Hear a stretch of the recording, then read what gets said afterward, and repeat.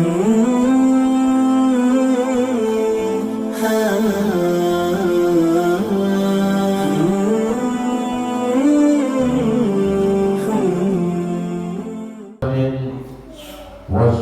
wassalamu ala nabiyil mursalin wa ala alihi wa ashabihi ajma'in.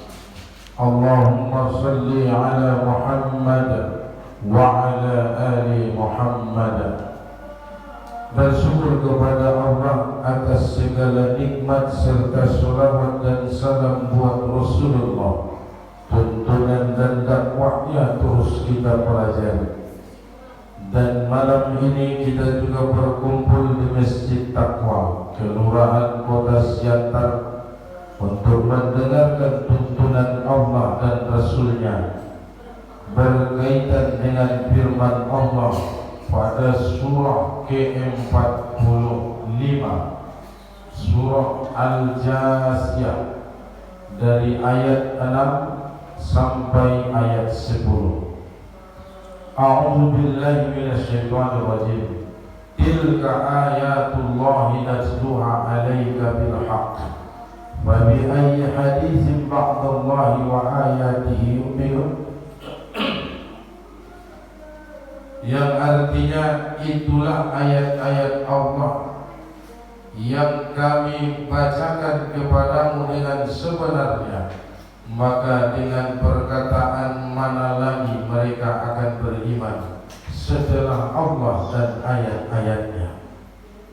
Bapak Ibu sekalian, pada ayat ke-6 ini menjelaskan perihal ayat sebelumnya, bahwa Allah menciptakanmu dan juga menciptakan hewan melata di muka bumi. Allah buat pergantian siang dan malam. Lalu Allah turunkan air hujan untuk menumbuhkan semua yang mati di muka bumi. Allah menyuruh angin agar bertiup berhembus. Lalu dengan ayat yang bagaimana lagi agar mereka beriman, kata Allah. Kurang apa lagi? Apa maksud ayat ini? Kalau orang punya pemahaman terhadap ciptaan Allah, dia yakin dengan ciptaan itu bahwa dia tidak mampu, tidak kuasa, maka akan mencari jalan atau mencari solusi. Ada Tuhan atau ada yang lebih hebat dari dirinya. Itulah yang kita sebut dengan Tuhan. Lalu Islam mengajarkan namanya Allah. Tapi kenapa sebahagian besar orang-orang kafir atau orang-orang Quraisy sudah melihat keagungan kebesaran ciptaan itu, tetap saja mereka tidak beriman? Wailul likulli affakin asim. Celakalah bagi orang yang banyak berdusta lagi banyak berdosa.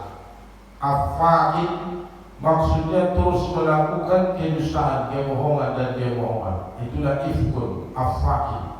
Asimun artinya berdosa. Ternyata Bapak Ibu sekalian, kebohongan akan mengundang kebohongan lain.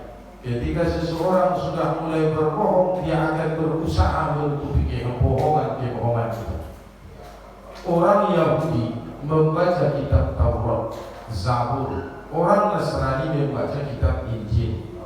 Dalam kitab-kitab yang mereka baca, akan datang seorang nabi dan rasul di akhir zaman, berikut dengan ciri-cirinya, rambutnya, matanya, alisnya, garis keturunannya, semua sudah dijelaskan. Bahkan mereka lebih mengenal nabi yang akan datang itu daripada anak sendiri. Begitu yakinnya mereka terhadap ayat-ayat Allah itu. Bahkan setiap mereka berperang selalu bersumpah dengan nama nabi yang akan datang itu. Ya Rabbi, menangkan kami atas nama nabi dan rasul yang akan engkau utus pada kami.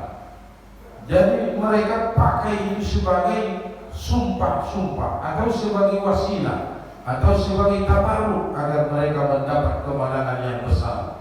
Tapi begitu Nabi Muhammad itu datang, ia dilahirkan, ia dipilih menjadi nabi dan rasul, mereka tutupi semua ayat-ayat yang berkaitan dengannya.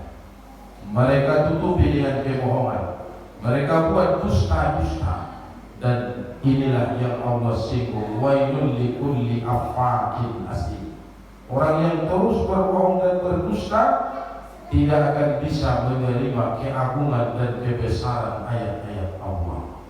Jadi intinya kebohongan itu yang menutupi kalbu manusia. Dosanya itulah yang menutupi hatinya.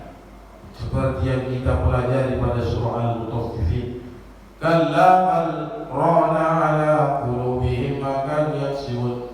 Setiap manusia buat satu kesalahan, satu noda hitam menutupi hatinya. Dua kesalahan, dua noda hitam. Tiga, maka tiga titik di hatinya. Semakin banyak kesalahan dosa itu, maka semakin banyak noda-noda hitam di hatinya. Tak kunjung sholat, tidak melakukan ibadah, tidak bertaubat. Artinya tidak dihapuskan dosa-dosa dalam hatinya. Lama-kelamaan hatinya akan ditutupi dengan warna hitam itu. Inilah yang Allah singgung juga pada ayat lain. Apa kata Allah, dalam hati mereka itu sudah terkunci. Khatamallahu ala qulubihim. Hatinya sudah dikunci. Kalau hati sudah terkunci, wa ala sam'ihim, mendengar kebenaran itu pun menjadi hal yang aneh. Dan juga penglihatan mereka juga terkunci. Melihat ayat Allah ini juga dianggap sebuah keanehan. Maka sama juga pada surah Al-Jasiyah ayat berikutnya, ayat yang ke-8. Yasma'u ayatillahi tutla alaihi summa yusirru mustakbiran ka'an lam yasma'ha fabashshirhu bi'adzabin alim. Yaitu orang yang mendengar ayat-ayat Allah ketika dibacakan kepadanya, namun dia tetapi menyombongkan diri. Jadi Bapak Ibu sekalian, ayat Allah dibacakan kepada orang yang terkunci hatinya, yang senantiasa berbuat dosa, berbuat kebohongan, dusta, dia akan berlaku sombong, mustakbiran. Bapak Ibu sekalian, penyakit atau dosa pertama kali dilakukan makhluk adalah rasa enggan, awal. Lalu yang kedua wastakbar, kesombongan.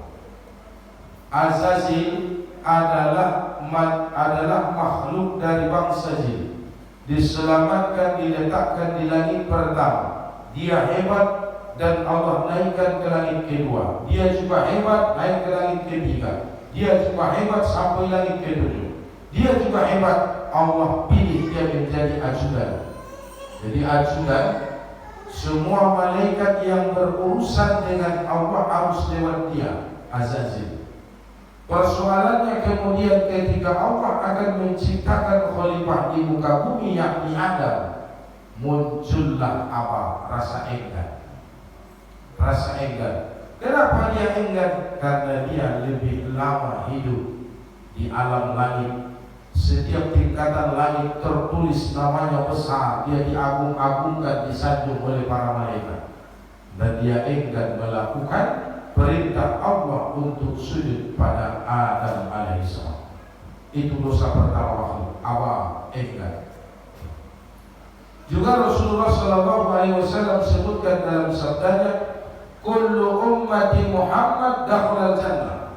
Setiap umat Muhammad pasti masuk surga, illa man aba, kecuali siapa yang enggan. Nah, keengganan inilah yang menyebabkan umat Muhammad tertolak atau tertahan, tertunda, tidak masuk ke dalam surga. Kemana dimasukkan? Ke neraka tingkat ketujuh. Itu sudah paling ringan, namanya Jahannam, yang boleh tinggal di situ hanya umat Muhammad. Kenapa bisa umat Muhammad masuk Jahannam? Karena mereka melakukan dosa besar. Sebelum mati mereka tidak taubat. Dosa besar tetap dilakoni sampai ajal datang, belum sempat dihapus, maka tempatnya harus di neraka Jahannam. Jadi bagaimana dengan hadis yang mengatakan setiap umat Muhammad masuk surga? Betul, tapi sambung hadis itu, illa man aba, kecuali yang enggan. Kadang-kadang kan hadis ini dipotong sepenggal. Kullu ummati Muhammad dakhala jannah, ada sambungnya, illa man aba, kecuali yang enggan. Nah, keengganan inilah yang dimaksud. Dia enggan mengikuti sunnah, dia enggan mengikuti perintah agama, dia enggan mengikuti perintah Allah. Nah, keengganan ini mungkin dipengaruhi adat budaya, tradisi, adat istiadat, atau pengaruh lingkungan. Nah, inilah dosa makhluk pertama yang dilakukan oleh Azazil, yang kemudian dia berubah nama menjadi iblis. Allah turunkan ke muka bumi menjadi nama setan. Itulah setan. Dia makhluk paling hebat setiap tingkatan lain. Lalu dosanya yang kedua adalah wastakbaru, sombong. Kesombongan yang dilakukan itu adalah sebab memahami diri sendiri hebat dan menganggap orang lain itu lemah. Kalau Quran menjelaskan, Azazil, kenapa engkau tidak sujud kepada Adam? Apa jawab Azazil? Aku diciptakan dari api, dia diciptakan dari tanah. Secara logika api lebih hebat daripada tanah, maka tidak mungkin api tunduk dan sujud pada tanah. Nah, itulah istikbar, menganggap diri lebih hebat daripada orang lain. Itu istikbar, kesombongan. Sombong itu adalah jubah kebesaran Allah. Maka siapa yang memakai jubah kebesaran Allah tentu dianggap salah dan keliru. Jadi sama halnya kita memakai pakaian orang lain atau kita pakai pakaian anak kecil, kita yang sulit kan? Kita yang susah. Pakaian bayi kita paksakan, maka kita akan sesak nafas.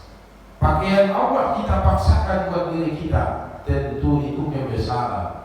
Tidak layak makhluk manusia memakai sifat sombong. Itu adalah sifat Allah, istikbar atau mustakbir. Itu Allah yang kita sebut dalam sholat dengan kalimat Allahu Akbar, Allah Maha Besar.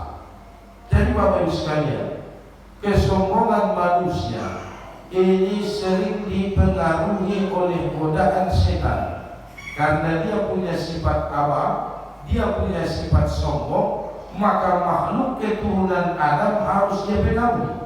Caranya ia tularkan penyakit itu, penyakit apa? Penyakit istikbar. Ia sebarkan, ia jadikan manusia itu sombong.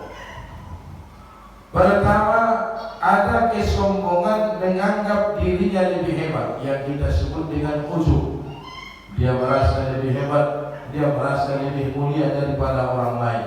Nah, ini kesombongan yang pertama.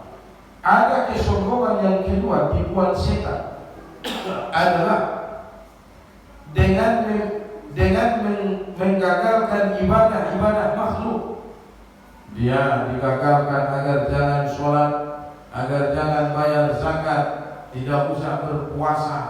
Dia merasa dirinya lebih hebat daripada Allah, atau dia tidak membutuhkan Allah, seperti Fir'aun, seperti Haman, seperti siapa lagi, Qarun, seperti Bal'am, dan juga banyak contoh-contoh disebutkan dalam Al-Quran makhluk-makhluk sombong. Jadi kesombongan ini yang sering menggagalkan, menjauhkan manusia dari ibadah. Dia sombong. Atau tipuan setan begini, dia berusaha menggagalkan kita agar tidak beribadah. Dia masukkan sifat-sifat sombong. Ternyata kita bisa mengalahkan. Sifat sombong itu tidak kita pakai, maka kita pun beribadah. Tapi hati-hati, ada jebakan setan yang ketiga. Dia buat kita sukses dalam beribadah. Setelah beribadah, kita menganggap ibadah kita paling berkualitas dan paling bagus. Itu juga bahaya, kesombongan dalam ibadah.